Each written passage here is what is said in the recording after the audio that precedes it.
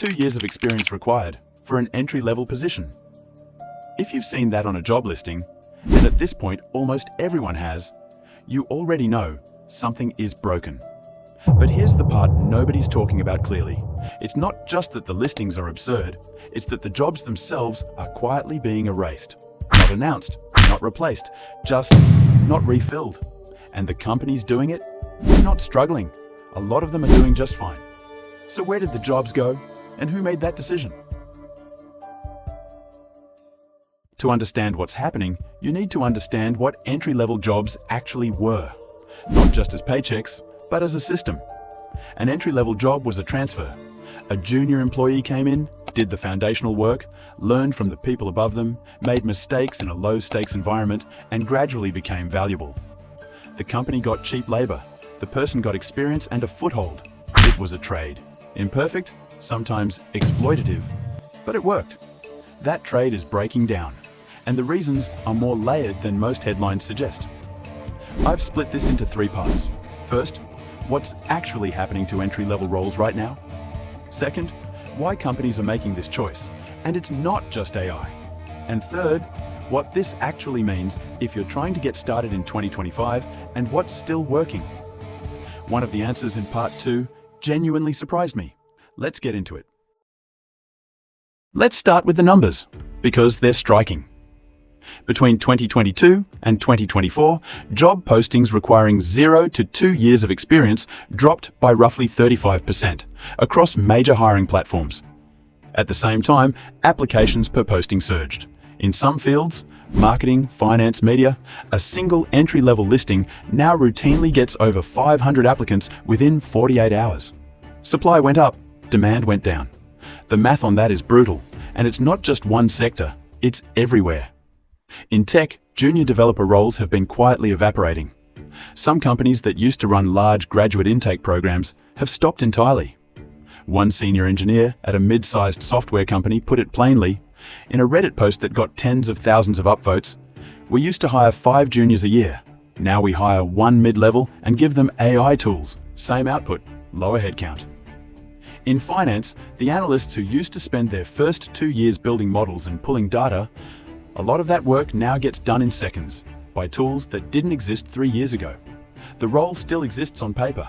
The number of humans needed to fill it has quietly shrunk.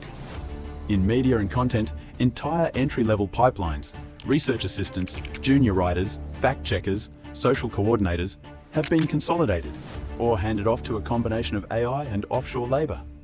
In law, junior associates who build hours reviewing documents and doing discovery work. That's one of the tasks AI handles most reliably now. Some firms are running leaner junior cohorts than at any point in the last decade. Here's the thing that's easy to miss in the headline numbers. The jobs aren't always visibly gone. They're just not being refilled when someone leaves. Companies call it efficiency. For the person who just graduated and is looking for a first role, it feels like a door that's been bricked over. And that raises the question, why? Why now? And why so fast? The answer isn't what most people assume. And honestly, AI is only part of it. From a pure business logic standpoint, what companies are doing isn't irrational. That's actually the uncomfortable part. Training a junior employee is expensive, not just in salary, but in time, management bandwidth, mistakes, and the years it takes before that person becomes genuinely productive. For decades, companies absorbed that cost because there was no alternative. You needed people to do the foundational work. Now there's an alternative, and it's cheaper. AI tools, even the current generation, which is far from perfect, can handle a substantial chunk of what junior employees used to do. Writing first drafts, summarizing documents, pulling and formatting data, generating code from a specification, responding to templated customer inquiries. None of this requires high-level creativity or judgment, and for years, that was entry-level work. When a company can deploy a tool for a flat monthly cost and reduce 3 or 4 junior positions, the CFO looks at that spreadsheet, and the decision writes itself. But here's the second factor, and this one doesn't make the headlines. Risk aversion, after the hiring mistakes of 2021. During the post-pandemic boom, companies overhired aggressively. Valuations were inflated, capital was cheap, everyone was expanding. Then 2022 and 2023 Interest rates rose, valuations corrected, and companies found themselves carrying far more headcount than their revenue could justify. The layoffs that followed, over 400,000 tech workers across 2022 and 2023 alone, weren't just a correction. They were a reset in how leadership thinks about hiring. The new default is caution. Headcount is expensive and hard to walk back. So companies wait longer, demand more experience up front, and use contractors or tools to fill the gap. Junior employees, who require investment before they deliver returns, are the first casualty of that mindset. And then there's a third layer that almost nobody is talking about: degree inflation. When the economy was expanding, a degree was a differentiator. Now in many fields, it's a baseline, and an overcrowded one. The number of graduates entering the workforce has grown far faster than the number of graduate-level roles. When supply floods a market, prices fall. In the labour market, that price is an entry-level salary, and increasingly, the existence of the role at all. This is what makes the situation feel so unfair. Young people were told, get the degree, follow the path, and the job will be there. A lot of them followed that advice in good faith. The path led somewhere that looks very different from what was promised. So, what do you actually do with that? Because here's where it gets interesting. The old system may be closing, but something else is opening, and it's not what most people expect. I want to be clear about something. This is not a doom video. Not because the situation isn't real, it is, but because doom implies there's nothing to do. And there is. The entry-level job in its traditional form may be declining, but the underlying thing it provided, a way to gain credibility, build skills, and get paid, still exists. It's just being rebuilt in different places. And in some cases, the new version is actually better. The first shift worth understanding is the move from credentials to demonstrated work. Hiring managers at companies that are actually growing are less interested in where you went to school and more interested in what you've built. A portfolio, a project, a problem you solved publicly, something that exists and works. The barrier to creating visible, real work has never been lower. You can build something, document it, share it, and iterate on it without anyone's permission and without a job title to your name. That's not a path available to everyone, but it's a legitimate one. In a way, it simply wasn't 15 years ago. The second shift is toward roles that genuinely can't be replicated by software. At least not yet, and probably not for a long time. Skilled trades are the obvious example, and the opportunity is real. Electricians, plumbers, HVAC technicians.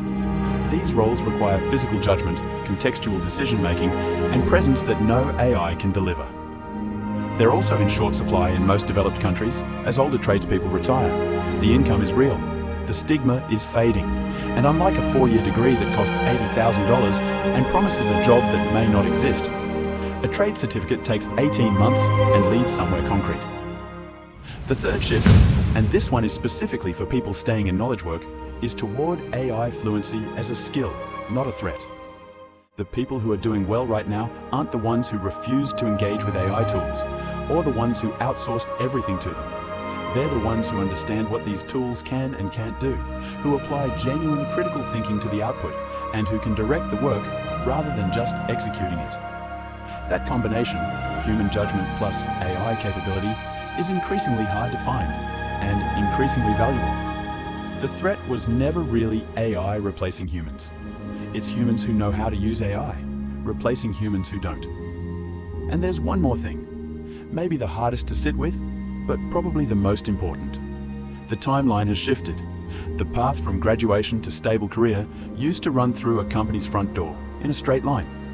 That path still exists for some people, but for a growing number, it runs through a period of uncertainty first. Contract work, freelance, a side project that grows into something, building in public. It's messier than what was promised. It's also more honest, because the linear path was always more fragile than it looked. The people navigating this well aren't waiting for the old system to come back. They're building inside the new one, even while it's still being constructed. The death of the entry-level job is real. It's playing out across industries, across countries, and faster than most institutions are equipped to respond to. But what's dying is a specific arrangement. One company, one entry-level role, experience transferred slowly up a hierarchy. That was never the only way to build a career. It was just the most legible one, the most standardized, the one everyone was told to follow. The underlying need hasn't changed. People still need to build skills, they still need income, they still need a way into work that matters to them. The pathways to those things are just being redrawn, in real time. If you're at the start of your career right now, you're not late, you're not behind, you're entering at a moment when the map is still being drawn. That's genuinely hard. It's also, if you look at it clearly, a kind of freedom that didn't exist when the path was fixed. I'd like to know where you're at with all of this. Are you someone who's been hit by the entry-level drought, or have you found a way through it that's actually working? Drop it in the comments, because if there's a follow-up to this, I want it built on what's really happening to real people, not just the data. Thanks for watching. Catch you in the next one.